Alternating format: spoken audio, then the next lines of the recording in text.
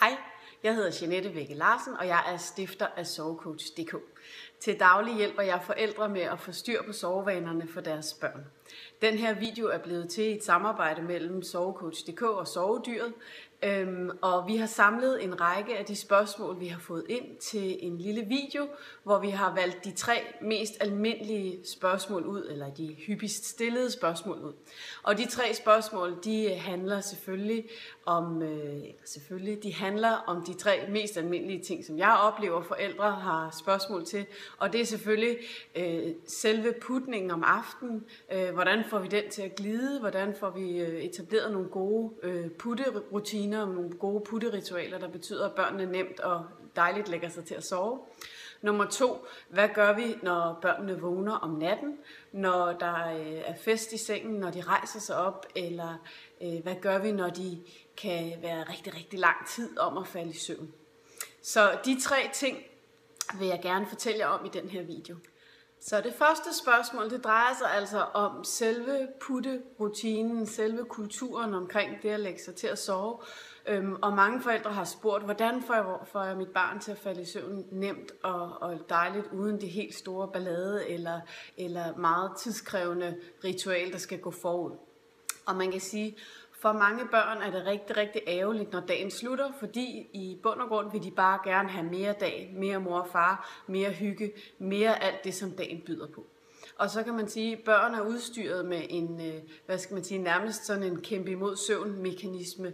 En mekanisme, som gør, at når de mærker trætheden, så bliver de utrolig aktive, utrolig meget holden sig i gang, producerer adrenalin. Og det kan man sige, det er mere eller mindre ubevidst fra barnets side.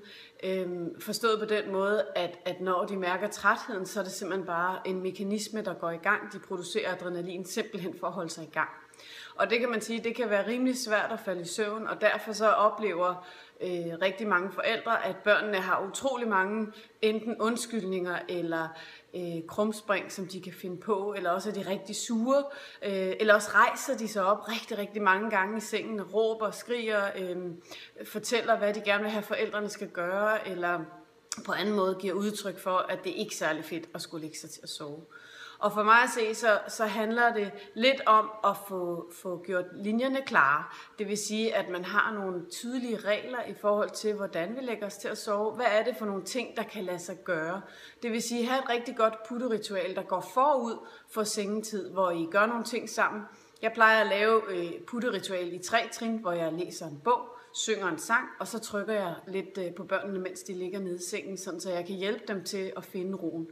Hvis børnene ikke vil være med til det her hyggelige putteritual, så går jeg faktisk bare videre til det næste. Det vil sige, hvis de ikke vil være med i bogen, så går jeg videre til sangen. Hvis ikke de vil være med til sangen, så går jeg videre til trykkemassagen. Og hvis de ikke vil have det, fordi de vil rejse sig op, eller trille om på siden, eller hvad det nu end kan være, så tænker jeg, okay, så er vi i night mode.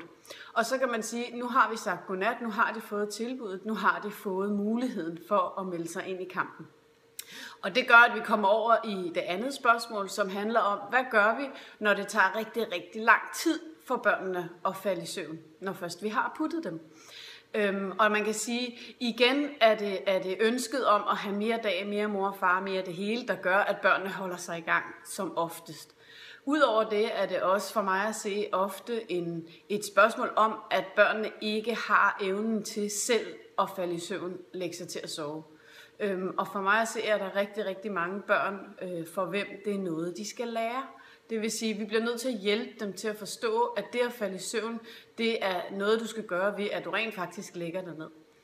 Når det er sagt, så tror jeg heller ikke på, at vi skal have en diskussion med vores børn. For forestil jer lige, at adrenalin på det her tidspunkt, hvor vi har sagt godnat, det er vores værste fjende.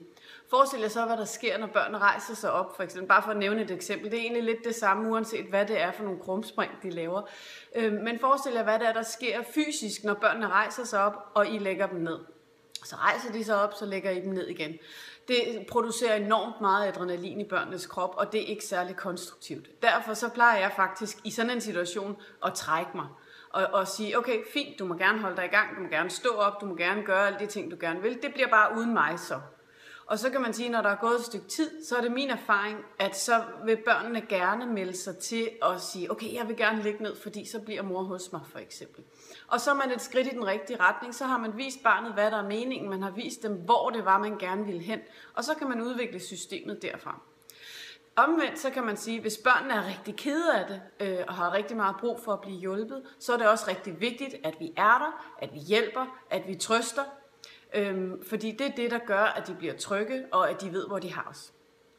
Og når man gør det, når man trøster og hjælper alle de der ting, så skal man helst prøve at tænke lidt ud i at gøre, helst trøste børnene nede i sengen, som det første.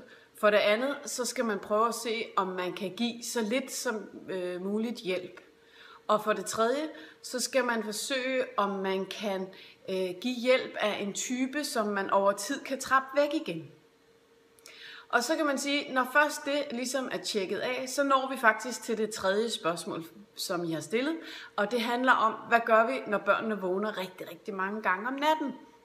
Og når børnene vågner rigtig mange gange om natten, så skyldes det primært, at i hvert fald i rigtig, rigtig mange tilfælde, måske 95% af de tilfælde, jeg oplever, der handler det om, at børnene måske ikke i første omgang har lært at falde i søvn selv.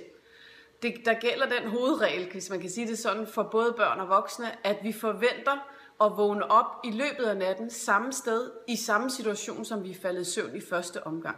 Så når børnene vågner rigtig mange gange i løbet af natten, så er det ofte et spørgsmål om, at de ønsker at få gentaget det samme ritual, eller få genetableret den samme situation, som de var i, da de først faldt i søvn. Og man kan sige, at børn har, uanset hvad vi gør, de sover i bølger af let og dyb søvn. Hver gang de kommer op i en bølgetop, så har de også en let opvågning. Og det er i de situationer, de søger at genskabe den situation, der var i første omgang. Det vil sige, hvis I har ammet i søvn, hvis I har hoppet dem i søvn, hvis I har gået dem i søvn, eller hvis I har holdt dem i hånden, mens de faldt i søvn, så kan det være en udfordring, hvis børnene har brug for at få gentaget det ved hver eneste lette opvågning natten igennem. Og de her lette opvågninger, de kommer faktisk hver halve time, hver tredje kvarter natten igennem. Så også om natten vil jeg holde fast i at give så lidt hjælp som muligt, hjælp helst i sengen, og give hjælp, som på sigt kan trappes væk igen.